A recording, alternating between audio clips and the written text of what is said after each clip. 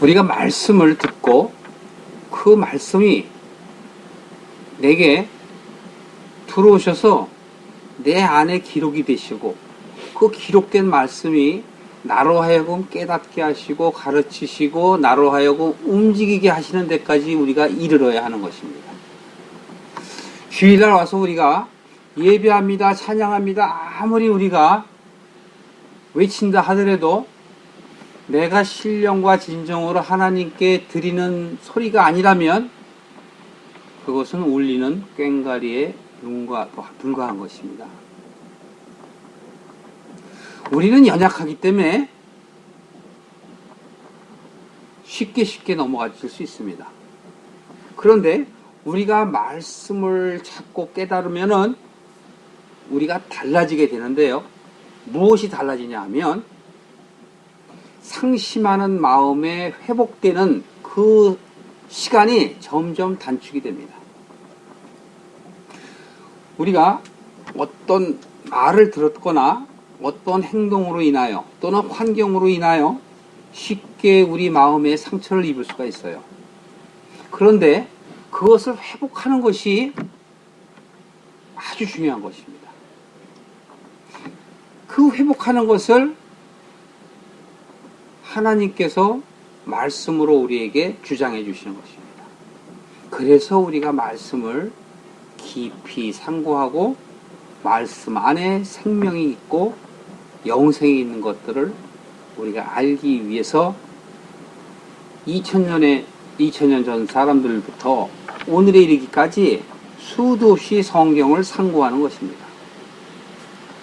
그렇기 때문에 요한복음 5장 39절에 사람들이 영생이 성경에 있는 줄 알고 상고하거니와 그것은 다 내게 대하여 증거하는 것이니라 라고 예수님께서 말씀을 하시는 것입니다.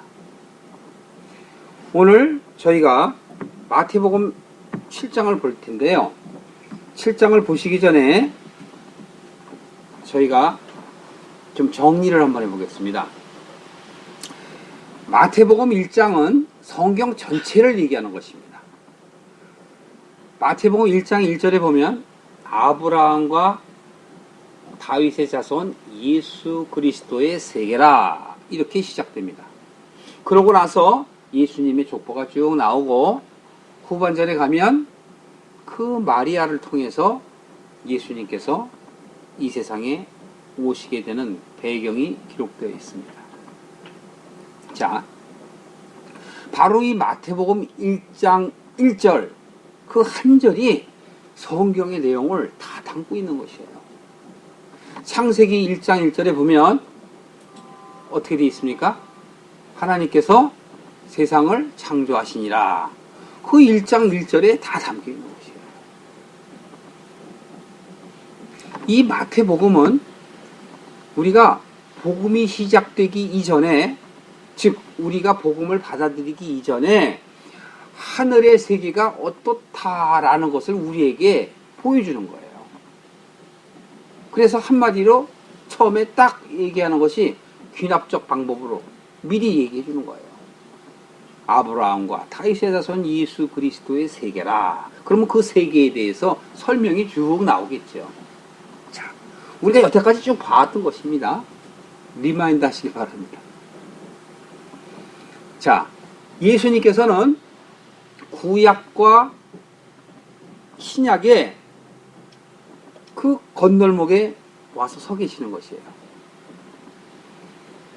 그 예수님을 증거하기 위해서 세례 요한이 구약의 마지막을 정리하는 것입니다. 그리고 예수님의 새로운 시대가 열리게 되는 것이지요. 이제 세례 요한은 예수님께 이 땅의 모든 백성들이 나아가기를 원하는 마음으로 광야에서 외치는 소리로서 예수님을 증거하는 것입니다. 회개하라! 천국이 가까웠다! 이렇게 얘기하는 것입니다. 천국이 가까웠다라는 것은 우리가 천국에 가는 것이 아니라 천국이 내게 오는 것을 의미하는 것입니다.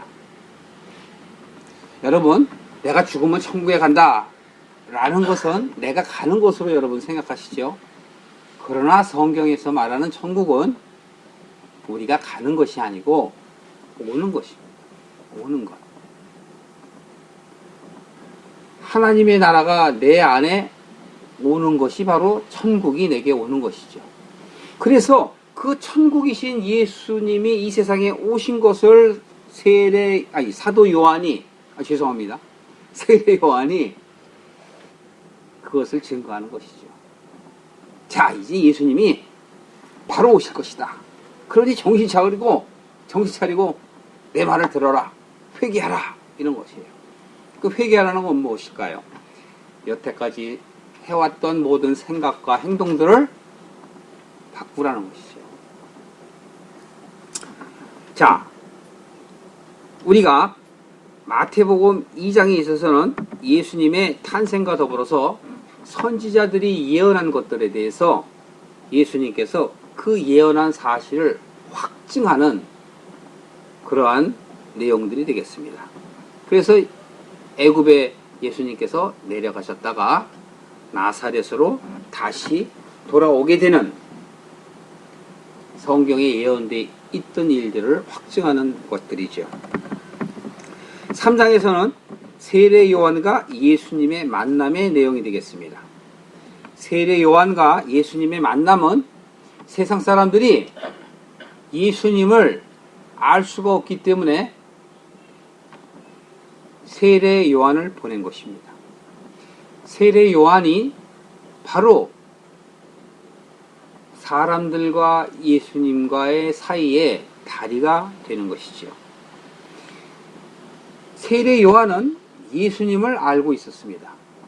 메시아인 그 예수님을 알고 있었으나 보통의 사람들은 전혀 알 수가 없었던 것이죠. 그래서 세례 요한이 바로 구약의 마지막을 정리하는 그러한 선지자가 된 것입니다. 4장에 있어서는 사역이 이제 예수님께서 준비가 되셨습니다. 그래서 시험을 받으시고 광야에 나가시죠. 그 시험을 받으시고 광야에 나가신 것은 예수님 개인을 통해서 그 역사가, 하나님의 역사가 우리들에게 임한다라는 것을 우리들에게 보여주는 것입니다. 사실 예수님이 광야에 나가시고서 시험을 받으셨다라는 것은 다른 말로 바꿔서 말씀을 드리면 예수님께서 광야에 나오는 우리의 그 마음들을 만나 주신다라는 것이에요. 이후에 4장 12절 이후에는 예수님이 이제 신약의 그 문이 열리고 예수님께서 제자를 부르시게 됩니다. 그래서 그 예수님이 그 12제자를 통해서 하늘의 내용을 이야기하셔요. 그 하늘의 내용을 이야기하시는 그 내용들이 바로 5장, 6장, 7장입니다. 그 5장, 6장, 7장인데 5장은 옛 언약이 새 언약으로 바뀌는 과정이에요. 그리고 6장은 무엇일까요? 옛사람이 새 사람으로 바뀌는 과정을 담고 있습니다. 7장은 오늘 우리가 나눌 텐데요. 그 7장은 바로 무엇일까요? 새 사람으로 바뀐 그 사람들의 삶이 어떻게 변화되어야 되는가 하는 것에 대해서 이야기하는 것입니다. 그래서 5장, 6장, 7장은 하늘의 이야기예요. 하늘. 예수님께서 하늘의 내용을 이야기하는 것입니다. 그래서 여러분들이 5장, 6장, 7장을 통해서 잘 마음에 새겨두면 하늘을 볼 수가 있는 것이에요. 5장을 통해서 옛 언약을 새 언약으로 바꾼 것 제가 잠깐만 얘기해 드리면 팔복을 통해서 믿음의 단계를 이야기하고 옛 언약을 우리가 생각했던 그런 언약이 이제는 아니다. 바로 그것은 이렇게 돼야 된다라고 얘기하시는 것이에요. 그래서 예수님께서 옛 언약을 비유로 말씀하시면서 예를 들어 간음한다. 그러면 우리가 생각만 해도 나는 간음이라고 한다. 이렇게 덧붙여서 말씀을 하신다는 것이죠. 그래서 예수님께서는 율법의 완성을 이루시는 것이에요. 6장에서도 새 사람으로 바뀌는 그 과정에 대해서 말씀을 하고, 새 사람이 되려면 어떻게 된다? 주의 기도를 통한 성령을 받아야 된다. 이렇게 얘기하는 거예요. 그래서 예수님께서 하늘을 알려면 하늘의 것들을 구하는 그 법을 가르쳐 주는 것이에요. 그게 바로 주의 기도입니다. 그 주의 기도라 함은 우리의 육적인 삶을 이제는 앞으로 다시는 살지 않고 이제는 영적인 삶의 길로 가겠다. 그렇게 바뀌는 과정을 담고 있는 것이죠. 하나님께서 예수 그리스도를 이 땅에 보내신 이유를 사람들에게 물어보면 쉽게 얘기하지 못해요. 하나님께서 예수 그리스도를 왜 보내셨나요? 네? 한번 얘기해 보실까요? 하나님께서 예수 그리스도를 왜 보내셨어요? 나를 구원하기 위해서. 그래서 저희가 요한복음 3장 16절 말씀을 가지고 이야기하고, 우리가 주의 기도를 해도 못 깨닫기 때문에 저희들이 주의 기도를 주문처럼 하지 않게 하기 위해서 저희들이 안 합니다. 그러나 주의 기도는 여러분들이 항상 해야 할 일들이에요. 하늘에 계신 우리 아버지시여, 이름이 거룩히 여김을 받으시오며 나라에 임하오시며 뜻이 하늘에서 이루어진 것 같이 땅에서 이루어지이다. 오늘날 우리에게 일용할 양식을 주옵시고, 우리가 우리에게 죄 지은 자를 사하여 준 것 같이 우리 죄를 사하여 주옵시고, 우리를 시험에 들게 마옵시고 다만 악에서 구하옵소서. 근데 주의 기도문의 그 내용을 여러분들은 잘 아시죠? 이미 여러분들에게 말씀을 드렸습니다. 그 말씀이 내게 상고가 돼서 내 안에 박혀져 있는 그 말씀으로 기도를 해야 되는 거예요. 그 주의 기도는 한마디로 말하면 성령을 달라고 기도하는 것이에요. 그런데 우리는 바리새인처럼 자꾸 그냥 소리만 내지 뜻을 모르고 하니까 그것이 되지 않지요. 일용할 양식을 달라 한다 할지라도 세상의 양식을 자꾸 달라고 하죠. 마태복음 6장에서도 너희들이 무엇을 먹을까 무엇을 마실까 입을까를 구하지 말라. 이는 세상 사람들이 이방인들이 구하는 것이다. 누가복음 12장에도 그렇게 기록이 되어 있어요. 하나님께서는 그것들이 너희에게 있어야 할 줄을 아신다고 하셨고, 우리가 그 나라와 의를 구할 때 그 모든 것을 더하시겠다고 했는데, 우리는 본 것, 즉 원래 것이란 거죠. 그것을 사려고 하지 아니하면서 덤에만 눈이 멀어요. 그렇기 때문에 우리가 육신에 잘 되는 것들만 자꾸 구한다라는 것이죠. 예수님께서 이 세상에 오신 것은 하나님이 물론 보내셔서 오셨죠. 그러면 우리는 누구에게나 예수님을 증거하려면 그걸 얘기를 하셔야 돼요. 요한복음 3장 16절의 말씀을 한번 외워보실까요? 시작. 하나님이 이 세상 사랑하사 독생자를 주셨으니 이는 저를 믿는 자마다 멸망치 않고 영생을 얻게 하려 하십니다. 영생을 얻게 하시기 위해서 보내셨어요. 누구를? 여러분들을.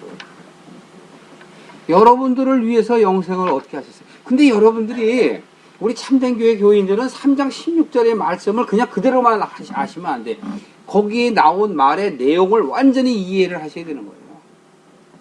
영생. 그럼 영생이란 뭐라 그랬죠? 요한복음 17장 3절. 유일하신 하나님과 그의 보내신 자를 아는 것이란 말이에요. 아는 게 영생이에요. 안다라는 건 뭐예요? 하나님을 알고 예수님을 안다는 거 아니에요. 그랬기 때문에 우리에게 영생을 주기 위하여 보내신 그 예수님이 우리에게 말씀하시기를 요한복음 6장 39절에 보면 이렇게 얘기하셔요. 하나님께서 내게 주신 자 중에 마지막 날에 내가 하나도 잃어버리지 아니하고 다시 살리게 하기 위해서다. 이렇게. 그런 걸 보면서 여러분 감동이 안 오세요? 하나도 잃어버리시지 않으신대요. 그런데 그 아버지는요, 더 감사해요. 그 예수 그리스도를 우리에게 보내셨잖아요. 그러니까 우리는 보내심을 받은 자란 말이에요. 그러니 얼마나 귀합니까? 여러분들이 물론 땅에서 났지만, 어머니의 몸을 빌어서 났지만, 보내신 근원, 본질은 바로 하나님이 보내셨다는 거예요. 누가 물어봐도 여러분들은 대답을 할 수 있어야 돼요. 그래야 내 안에 내 아버지를 내가 얘기할 수 있는 거죠. 내 아버지가 누구라는 것을 말할 수 없고 예수님이 누구라는 것을 말할 수 없다면 그 집에 갈 수가 없어요. 초인종을 눌러서 누구냐 그러면 납니다. 그러면 열어주나요? 안 열어주죠. 물론 아버지 어머니가 목소리 알아서 열어주시겠지만 신분증을 내야죠. 자기 이름을 얘기해죠. 하나님이 알고 있는 이름을 얘기해줘야 열지, 모르는 이름을 얘기하면 열어줍니까? 하나님이 듣고 계시면 열어주겠지만 문지기가 듣고 있으면 열어주겠어요? 박민태입니다. 그러면 열어주시겠어요? 너 누구야? 그러면 어떡하겠어요? 그렇기 때문에 우리의 이름이 생명책에 기록이 돼야 돼요. 생명책에. 그럼 문지기가 생명책을 열어서 어서 오십시오. 애쓰셨습니다. 그래서 받아들이는 겁니다. 그럼 우리가 얼마나 좋겠어요.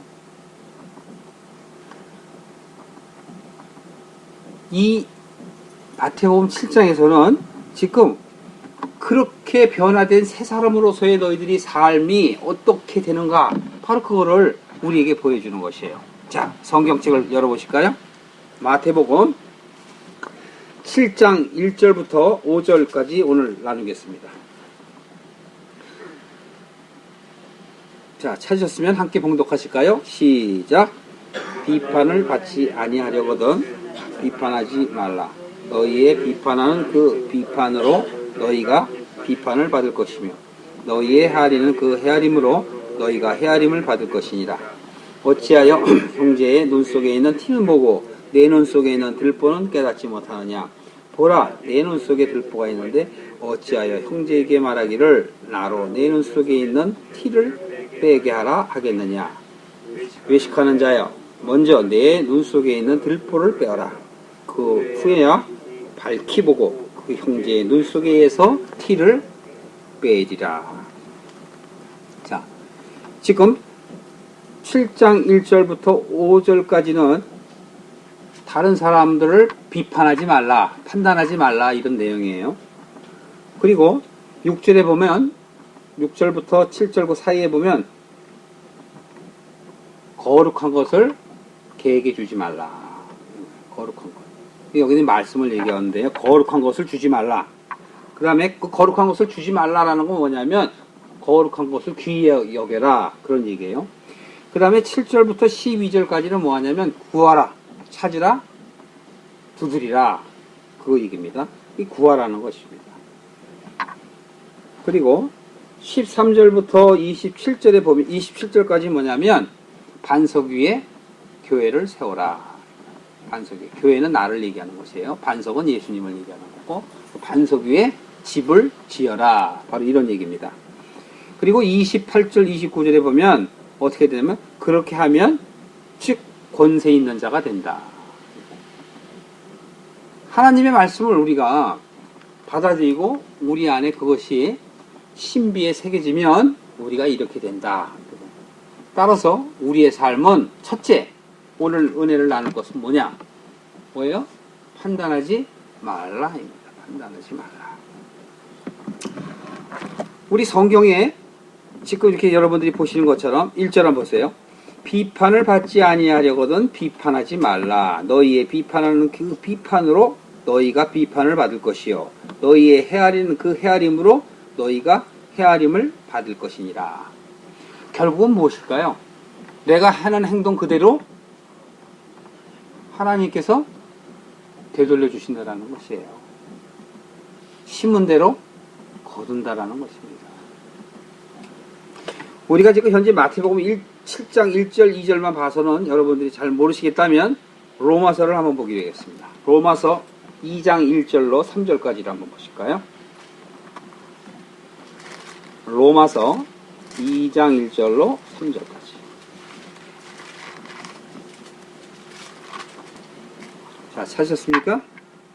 찾으셨으면 한 목소리로 함께 봉독하실까요? 시작. 그러므로 남을 판단하는 사람아, 물론 누구든지 내가 팽개치 못할 것은 남을 판단하는 것으로 네가 너를 정죄함이니 판단하는 내가 같은 일을 행함이니라. 이런 일을 행하는 자에게 하나님의 판단이 진리되는 줄을 우리가 아노라. 이런 일을 행하는 자를 판단하고도 같은 일을 행하는 사람아, 내가 하나님의 판단을 피할 줄로 생각하느냐. 첫 번째로 우리가 새 사람이 되면 사람들을 판단하지 말라는 거예요. 판단하지 말라. 그런데 여기 로마서 2장 1절에 보면은 어떻게 돼? 핑계하지 못한다. 핑계하지. 왜? 네가 스스로 너를 정죄한다라는 거예요. 네가 너를 스스로.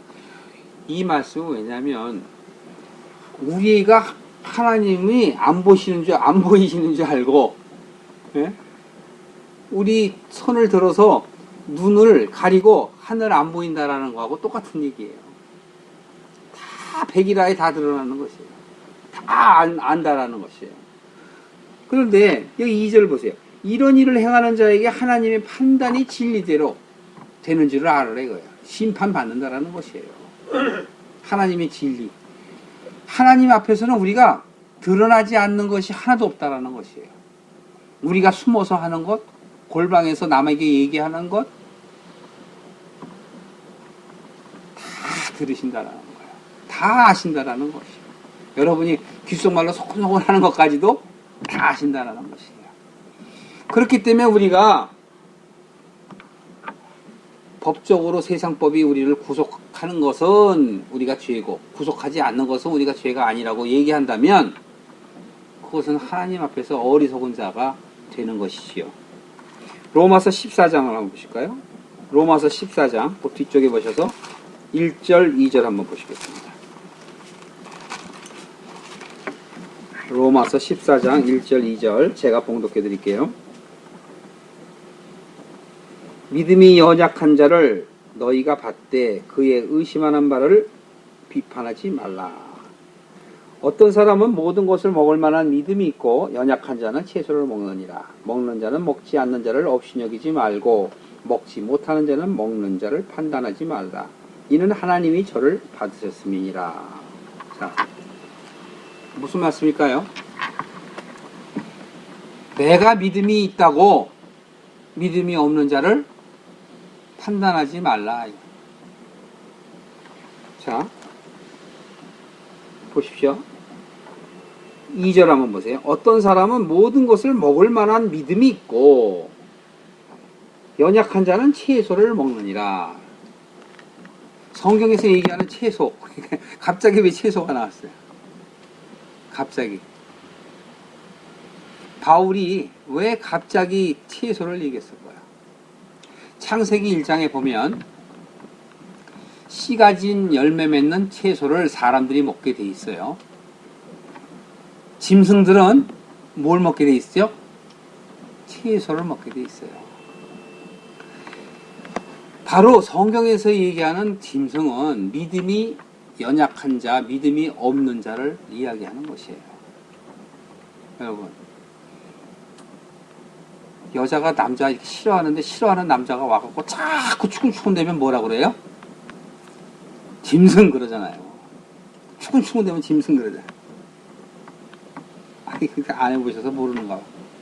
한번 여자한테 추근추근거려 보세요. 그 여자가 싫어하면은 이 짐승아 왜 그래?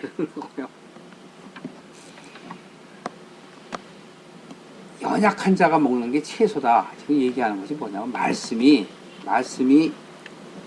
이제 초보 신앙인 사람을 이야기하는 것이에요.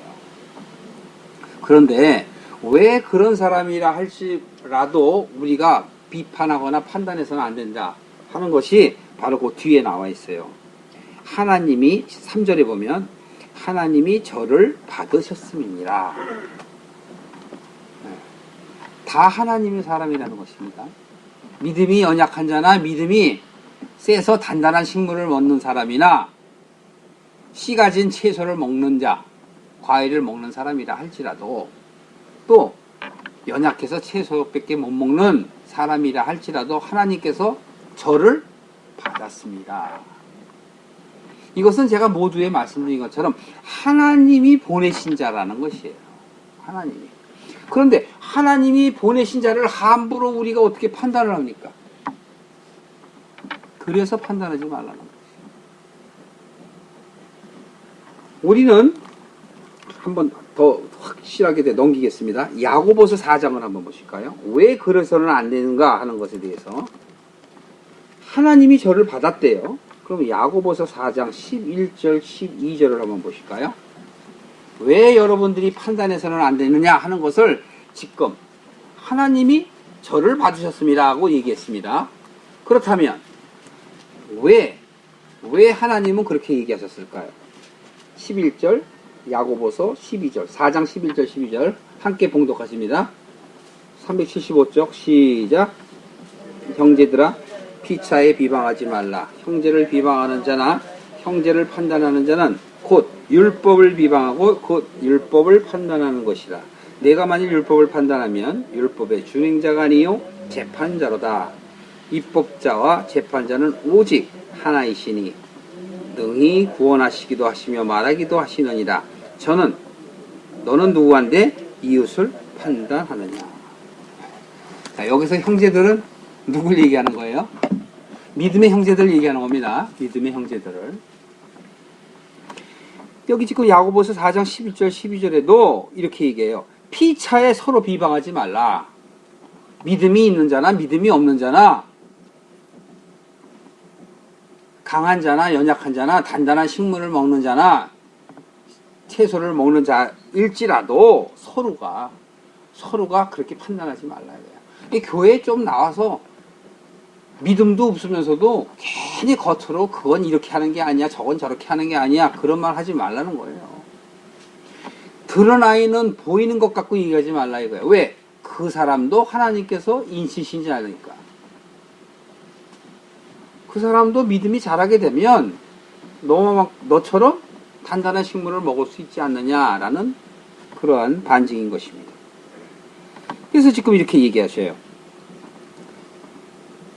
율법을 비방하고 율법을 판단하는 것이 된다 이거예요.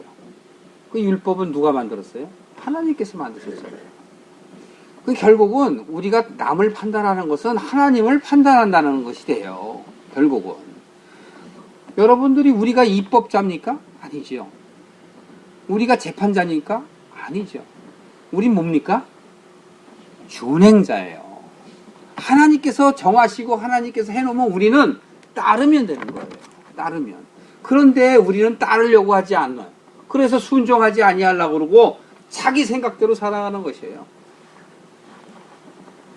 제가 어저께도 어떤 분을 만났는데 권사님이시고 신앙생활을 언제부터 하셨냐 그랬더니 어려서부터 하셨대요. 그 말씀을 좀 이렇게 제가 좀 이렇게 주고받고 했는데 헤브론 교회 거기 이제 한길교회 다니시는 권사님이시더라고요. 근데 구원의 확신이 있어야 돼요. 근데 구원의 확신이라는 건 뭐냐면 바로 아까 말씀드린 하나님이 누구고 예수님이 누구인 거 그것을 알아야 돼요. 그리고 나를 알아야 돼요. 그 베드로전서 3장 21절에 그렇게 알게 되는 사람이 바로 세례를 받은 거 아니에요. 그 세례는 뭐라 그래요? 물은 구원의 표라 이렇게 얘기해서요. 그건 세례를 얘기하는 것이고 그 세례는 바로 우리가 육적인 삶을 이제는 영적인 삶으로 살아가겠다고 작정하는 게 바로 세례 아니겠습니까? 그래서 그 세례 받은 자들이 양심이 회복돼 갖고 하나님을 찾아가는 거예요. 하나님은 어디 계세요? 말씀으로 여기 계시잖아요. 그 말씀으로 여기 계신데 이 말씀이 내게 들어오면 내 안에 계시는 거란 말이에요. 그것이 바로 천국이 임하는 것이에요. 요한복음 1장에서 5절까지 말씀을 그냥 아주 내 안에 머리 안에 있어야 돼요. 태초에 말씀이 계시니라. 그렇죠? 그런데 그 말씀이 누구라고요? 곧 하나님이시라 그러잖아요. 그가 없이는 이 세상에 이루어진 만물이 이루어지지 아니하고 하나도 없다 그러잖아요. 다 그로 인해서 모든 것이 만들어졌다고 이야기하셔요. 그런데 그 안에 생명이 있다. 생명. 근데 그 생명은 무엇이냐? 사람들의 빛이다. 그 사람들의 빛이, 그 사람은 누구를 의미하나요? 여러분과 저를 의미하는 것이에요. 그 사람들의 빛이다. 그런데 어두움이 빛이 있으나 깨닫지 못하는구나. 그 이후에 바로 요한이 쭉 설명해 나가는 거예요. 누구를? 예수님을 설명하는 겁니다. 이제 오늘 마태복음도 마찬가지예요. 처음에 아브라함과 다윗의 자손 예수 그리스도의 세계라. 그러면 누구를 설명하기 위해서? 그리스도를 설명하기 위해서 처음에 결론을 내놓고 그 다음에 귀납법적으로 설명해 나가는 거예요. 그래서 그렇게 돼서 어떻게 됩니까? 이제 기억나시죠? 아, 예수님은 예수님대로 당신 사역을 하려니까 준비됐나 안 됐나? 나이가 먹어야 되고 세상에 육신을 입었으니까 그 다음에 시험을 받으셔갖고 준비가 됐나 안 됐나? 하나님이 예수님을 흔들어 보잖아요.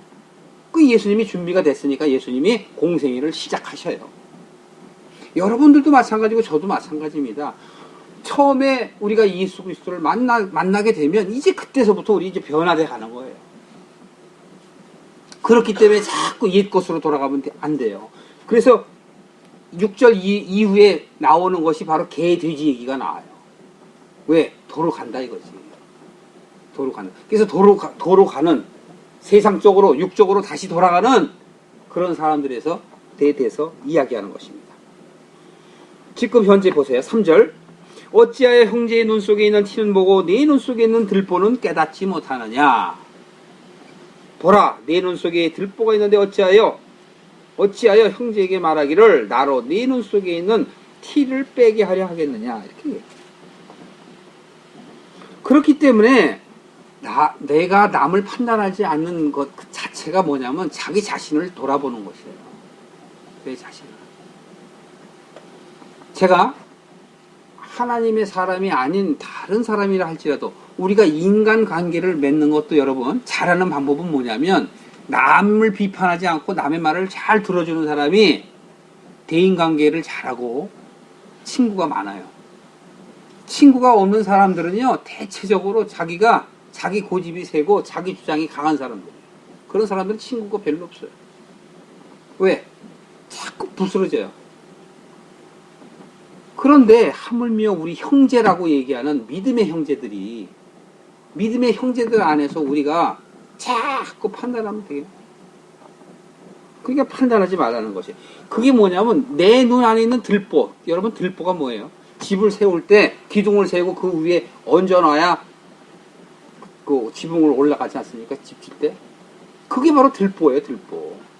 근데 내 눈에는 그 집을 짓는 것을 가로막는 들보가 내 안에 있으면서도 남의 눈에 있는 티를 갖다가 밝히 본다 이거예요. 자기 자신을 보지 않고. 그래서 네 눈 안에 있는 들보부터 먼저 빼라. 그리고 남의 눈 안에 있는 티를 뽑아야지 상대방으로부터 용납받지 않겠느냐, 인정받지 않겠느냐 이런 얘기예요. 세상을 살아감에 있어서도 우리가 대인관계를 그렇게 잘하는 사람이 사업을 잘해요. 그런데 하물며 하나님의 사람, 하나님의 일이야 어떻겠습니까? 더하지요. 더하는 것입니다. 그래서 지금 오늘 제가 외식하는 자에 대해서 나누진 않았는데요. 펜이 있으시면 좀 적으세요. 이 외식하는 자, 여러분 왜 여기서 외식하는 자요? 이렇게 얘기했어요. 우리도 외식하는 자라는 얘기예요. 그 범주 안에 있다 이거죠. 마태복음 15장 집에 가서 한번 읽어보셔요. 그 다음에 누가복음 12장, 그 다음에 이사야서 29장. 거기에 보면 바리새인에 대해서 잘 설명이 되어 있어요. 바리새인. 여기서 얘기하는 건 뭐냐면 장로의 유전, 사두개인과 바리새인에 대해서 이야기를 하고 그 다음에 외식하는 자들에 대해서 이야기를 합니다. 그리고 사람의 계명에 대해서 얘기를 해요. 다 같은 내용이에요. 바로 그들이 한꺼번에 통틀어서 통칭하면 외식하는 자예요. 외식하는 자. 오늘날의 우리의 삶 속에서도 외식하는 것이 얼마나 많은지 모릅니다. 저 본인도 외식하는 자가 아니라고 대답을 할 수가 없습니다. 그러나 그리스도의 그 보혈의 피로 저를 가리워 주시고 회복하게 하시는 것이죠. 그래서 우리는 날마다 우리는 저녁 때가 되면 하루의 삶을 돌아봐야 돼요. 돌아보고 내가 오늘 하나님을 생각하지 않았나, 내가 세상에만 빠져 있지 않았나 하는 생각들을 여러분들이 가질 수 있는 수준으로 발전되기를 원합니다. 내가 하루 종일 살아서 여러분 세상에서 힘들고 바쁘고 하는 거 다 압니다. 하나님도 다 아세요. 그러나 내가 하나님을 정말 몇 번 생각해봤나? 예수 그리스도에 대해서 내가 감사한 마음이 얼마나 있었나? 그거를 생각하세요. 그게 바로 뭐냐면 내 눈에 들보를 빼는 작업이에요. 나를 돌아보지 아니하면 그냥 아이고 피곤해 입에 달라붙어요. 하나님을 안 보니까 그래요. 하나님 오늘 내가 피곤하지만 감사합니다. 오늘도 살았네요. 그렇기 때문에 오늘 7장 봤지만 마태복음 6장 34절이 맨 마지막 절인데, 그러므로 너희들은 내일 일을 염려하지 말라. 내일 일은 그날에 한날에 족할 것이야. 왜 얘기하셨을까요? 하루하루를 돌아보라는 것이에요. 여러분 성경에 이렇게 표현돼요. 부자가 추수를 하려고 그러는데 너무 추수할 게 많아갖고서 자기 곡간이 꽉 찼어요. 그랬더니 이거 곡간을 더 지어야 되겠네 이렇게 얘기해요. 그 곡식을 더 넣어. 그러나 하나님께서 그 부자의 생명을 오늘 걷어가시면 내일이 있어요 없어요? 없어요. 곡간을 지을 필요가 있어요 없어요? 없습니다. 오늘 하루하루에 대해서 감사해야 되는 것이에요. 미래에 대해서 목적 없는 삶을 살라라는 그런 뜻이 아니라, 목적을 세우고 사는 삶은 귀한 것이나 하루하루의 삶을 사시면서 뒤를 돌아보셔야 된다는 거죠. 그러면서 하나님, 제가 오늘 하나님과 이렇게 교제하는 시간이 없었네요 라고 고백하는 사람도 있겠지만, 하나님 사랑해요, 감사해요, 오늘 하루 이렇게 제가 피곤하지만 또 잠을 주시니 감사해요 하는 감사한 마음으로 우리가 잠에 빠져들 때 우리 육신이 회복이 되는 것입니다. 여러분의 육신뿐만이 아니고 영혼까지도 회복되기를 원합니다. 그래서 말씀을 사모하기를 원해요. 일주일에 한 번 듣는 말씀이라도 자꾸 들으려고 얘기하셔야 돼요. 여러분들 스스로가 말씀을 공부하기를 원하고 말씀을 사모하기를 원하고 기도하기를 원하셔야 돼요. 성령과 기도가 없이는 하나님의 나라가 이루어질 수가 없는 것이에요. 여러분들 스스로가 새벽 예배도 합시다, 수요 예배도 합시다, 이런 말이 나오는 수준까지 저는 안 해요. 할 수가 없어요. 왜? 그릇이 바뀌지 않으면 담을 수가 없는 거예요. 그렇기 때문에 예수님께서는 너의 그릇의 안과 박만 깨끗이 하지 말고 안도 깨끗이 하라는 거예요. 수준이 돼야 되는 거예요. 수준이. 그래서 내 마음이 준비가 돼야 받아들여지는 것이지, 그냥 남의 얼굴 보기 위해서 마지못해서 교회에 나오고 하는 것은 저한테는 감사한 일이지만 하나님한테는 하나 감사하지 않아요. 자기 영혼도 감사하지 않고. 하나님은 받지도 않으세요. 사람은 받습니다. 저는 받아요. 저는 그냥 제 얼굴 봐서 나와주시면 저는 받아요. 그러나 하나님은 안 받으세요. 그러나 여러분들의 영혼에는 시간만 허비하는 것이죠. 자, 하나님 앞에 여러분 은혜 받는 하루하루가 되시기를 주님의 이름으로 축원합니다.